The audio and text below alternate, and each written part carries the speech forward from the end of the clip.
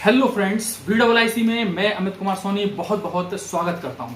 दोस्तों, शैक्षणिक समाचार के साथ में मैं प्रस्तुत हूं। वीडियो को अधिक से अधिक शेयर करें, लाइक करें और चैनल को सब्सक्राइब जरूर कर लें। दोस्तों, शिवराज सिंह जी चौहान इस समय इतने ज्यादा खुश होंगे कि उनके बराबर तो कोई भी खुश नहीं होगा। तो मैं आप लोगों को उसका कारण भी बता देता हूं। तो दोस्तों, उसका कारण है कि हमारे जो ब्रह्मा जी हैं, श्री नरेंद्र मोदी जी, प्रधानमंत्री जी, उनके द्वारा बहुत ही बड़ा राम बाण या जिसे हम ब्रह्म अस्त्र भी कह सकते हैं, हमारे शिवराज सिंह चौहान को दे दिया गया है। और वो ब्रह्म अस्त्र है NRA, और जो दूसरा उसका पार्ट है वो है CET।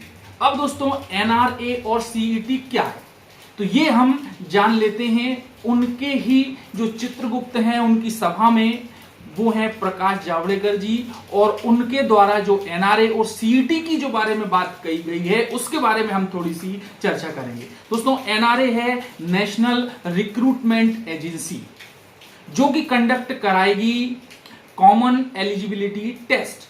अब ये क्यों होगा दोस्तों? ये होगा जितनी भी B और C ग्रुप की परीक्षाएं हैं, एग्जाम हैं, चाहे वो प्रदेश की हो चाहे वो सेंट्रल की हो, उनके लिए एक केवल कॉमन एलिजिबिलिटी टेस्ट होगा और उस टेस्ट में मेरिट के आधार पर ही नौकरियां दी जाएंगी। ये महत्वपूर्ण निर्णय लिया गया प्रधानमंत्री जी मोदी जी की अध्यक्षता वाली कमेटी, जिसमें कि प्रकाश जावड़ेकर जी मुख्य भूमिका में है। और शिवराज जी की खुशी का भी कोई ठिकाना नहीं है। दोस्तों, अभी तो NRA लागू नहीं हुआ है, लेकिन उन्होंने यहां मध्य प्रदेश में पहले ही घोषणा कर दी है कि चलिए बात करते हैं मध्य प्रदेश की। आपको बता दें, मध्य प्रदेश के मुख्यमंत्री शिवराज सिंह चौहान एक के बाद एक बड़े फैसले ले रहे हैं। युवाओं को सरकारी नौकरी देने के फैसले के बाद शिवराज सिंह चौहान ने एक देश एक परीक्षा का ऐलान कर दिया।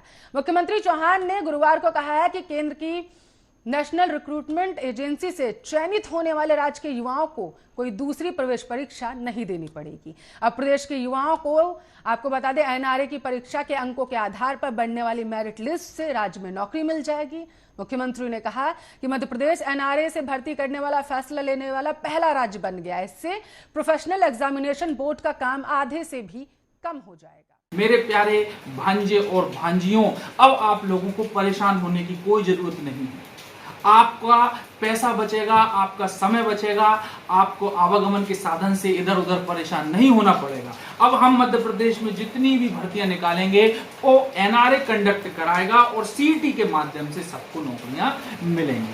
तो दोस्तों, एक्चुअली इसमें है क्या, जैसा कि आप लोग देख सकते हैं कि जो NRA है उसमें किन को शामिल किया गया है, तो वो हैं जो कि सार्वजनिक क्षेत्र के जो पब्लिक सेक्टर यूनिट्स हैं, जैसे कि SSC है, बैंक है और रेलवे है, उसकी प्रारंभिक परीक्षा को इसके साथ कंडक्ट किया जाएगा। केवल प्रारंभिक परीक्षा में ये लागू होगा, लेकिन प्रारंभिक परीक्षा की मेरिट लिस्ट के बाद में जो भी एजेंसियां हैं, चाहे वो IBPS यानी कि बैंकिंग हो, SSC हो, स्टाफ सिलेक्शन कमीशन हो या रेलवे रिक्रूटमेंट बोर्ड हो, वो अपनी बाद के चरणों को अपने हिसाब से कंडक्ट कर सकती हैं, अपने तरीके से सिलेक्शन प्रोसीजर कर सकती हैं। तो दोस्तों, ये थी इसकी कुछ महत्वपूर्ण पॉइंट्स। अब हम इसमें कुछ इंपॉर्टेंट ऐसे तथ्य हैं जिसके बारे में मैं आप लोगों को बिल्कुल शॉर्ट में बता देता हूं, और इसी कारण से आज जो है शिवराज जी बहुत खुश हैं, और वो इस NRA की घोषणा के बाद में मंदिर भी गए और उन्होंने। दोस्तों, इस NRA की होने वाली CET के एग्जाम में जो प्रमुख बातें हैं, बिल्कुल महत्वपूर्ण बिंदु में आप लोगों को बताऊंगा कि पहले चरण की परीक्षा की जगह होगी CET। जैसा कि आप देख सकते हैं कि गैर तकनीकी पदों के लिए SSC, रेलवे भर्ती बोर्ड यानी कि RRB, institute of banking personal selection IBPS की पहले चरण की परीक्षाओं की जगह लेगा CET। बाकी चरण एजेंसियां ही कराएंगी, IBPS, RRB व SSC बने रहेंगे। CET स्कोर से स्क्रीनिंग के बाद अंतिम चयन परीक्षा के अलग अलग विशिष्ट स्तर 2, 3 आदि के जरिए होगा। ये परीक्षाएं संबंधित जो भी भर्ती एजेंसियां हैं वो करवाएंगी। उसके बाद में ये जो स्कोर है ये 3 वर्ष तक के लिए मान्य किया जाएगा। 3 वर्ष के बाद में फिर से एग्जाम देना पड़ेगा। उसके बाद में सुधार के 2 अतिरिक्त मौके इसमें दिए जाएंगे। उम्मीदवार जितनी बार चाहे ये परीक्षा दे सकेंगे, हालांकि उन्हें अधिकतम उम्र की सीमा का पालन करना होगा। अनुसूचित जाति, अनुसूचित जनजाति, ओबीसी और आर्थिक पिछड़े वर्गों को उम्र सीमा में छूट जारी रहेगी, उसी हिसाब से जिस हिसाब से सेंट्रल गवर्नमेंट में दी जाती है। और हर जिले में एक केंद्र होगा। सीटी 1000 केंद्रों पर होगा। हर जिले में कम से कम एक केंद्र जरूर होगा दोस्तों। और ये परीक्षा साल में 2 बार कंडक्ट की जाएगी और उसके स्कोर कार्ड के आधार पर जैसे ही पोस्ट निकलेगी तो इन ग्रुप ऑफ बी और सी में इनको शामिल कर लिया जाएगा पहले चरण में। भैया जब इसके बाद में शिवराज जी ने कहा कि मेरे प्यारे भाइयों अब आप लोगों को परेशान होने की जरूरत नहीं है, अब जितनी भी परीक्षाएं होंगी वो सब एनआरए के माध्यम से ही होंगी। तो भैया जो है मध्य प्रदेश के युवाओं में और खासकर उन लोगों में जो कि शिक्षक भर्ती परीक्षा वर्ग 3 की तैयारी कर रहे हैं, उनका रिएक्शन तो कुछ ऐसा रहा। इतना अधिक गुस्सा आया है, इतना अधिक क्रोध आया है कि भैया ये तो ऐसा लग रहा है कि जैसे शिक्षक भर्ती वर्ग 3 कक्षाएं में पढ़ने की संभावना दिखाई दे रही है। और मामा जी तो पहले ही कई सारे आंदोलनों से, कई सारे ज्ञापनों से, कई सारे राजनीतिक प्रेशर्स की वजह से, विरोधियों के बयानबाजी से वैसे ही परेशान हैं, किसी भी तरह से खुश रहने की कोशिश करते हैं। तो आज जो ब्रह्मा जी हैं उन्होंने ये उनको ब्रह्म अस्त्र दे दिया है और उनकी स्थिति बहुत ही सुखद हो गई है। और उन्होंने अपना पूरी जो है अपनी बॉल जो है किस खाते में डाल दी है, उन्होंने डाल दी है एनआरए के पाले में, अपनी फुटबॉल को डाल दिया है। तो दोस्तों अब इसके बारे में ये आप लोगों को मैंने बताया कि किस तरह से ये लागू होगा।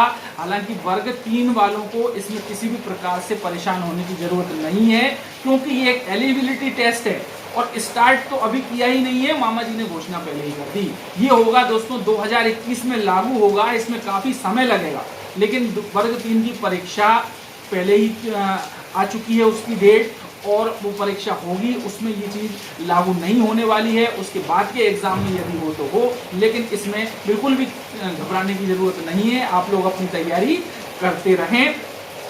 और यहाँ पर जो महत्वपूर्ण पॉइंट ये है कि अभी इन्होंने जो वर्ग 3 का जो एडवर्टाइजमेंट दिया था उसमें इन्होंने पद की संख्या को नहीं बताया। तो आंदोलन करें इसका कि भाई पोस्ट तो बता दो कितनी पर भर्ती करोगे। ऐसा ना हो कि बाद में ये कह दें जैसा कि नरोत्तम मिश्रा जी ने कहा था कि भैया ये तो हमारे जो है वचन पत्र में ही नहीं है, और बाद में ये भी कह दें कि ये तो हमारे वचन पत्र में नहीं है। इसके लिए वर्ग 3 की तैयारी तो करना ही करना है, साथ में इससे संबंधित आंदोलन भी करना है। और पद वृद्धि, डॉक्यूमेंट वेरिफिकेशन की स्टार्टिंग, ये सभी चीजें तो साथ में चली रही हैं। तो ये कुछ एनआरए की महत्वपूर्ण बातें थी जिसमें कि शिवराज सिंह जी की खुशी जाहिर हुई है, वो अति प्रसन्न है। तो मैंने आप लोगों को बताई है, अब आप क्या निर्णय लेते हैं, क्या करते हैं, इसके बारे में आप खुद समझदार हैं, होशियार हैं। अब चैनल को जरूर दोस्तों सब्सक्राइब कर लें, अधिक से अधिक शेयर कर लें, अधिक से अधिक लाइक।